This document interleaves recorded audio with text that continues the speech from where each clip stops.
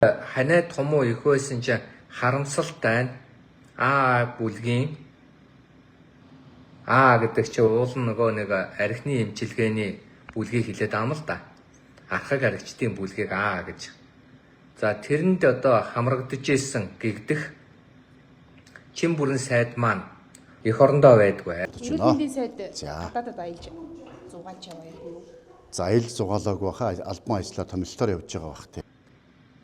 Харин тэр ковидын үед нэг гайхамшигтай гэдэг юм уу? Зөв шийдвэр гарсан. Би яагаад энэ шийдвэрийг зөв гэж үзэж байгаа вэ гэхээр Яарамгийн 300 орд ашиглалтанд орсон. Яамаадай гэж би утсан. Олон тэр хол газар байгаа. Яарамгийн 300 орд гэдэг эмнэлэг чинь бараг 2-3 мянган хүний багтаагаад хооллоод, ундлаад, улаан одоо зоон үсгээд олон зуун хүнийг эдгэж юм чинь чин бүрэн сайд тэр эмнэлгийг татан болгоно гинэ. Томоогийн үед тэр эмчнэрийн сэтгэл санааг үүмэлцсэн байна. Чин бүрэн чи огцор.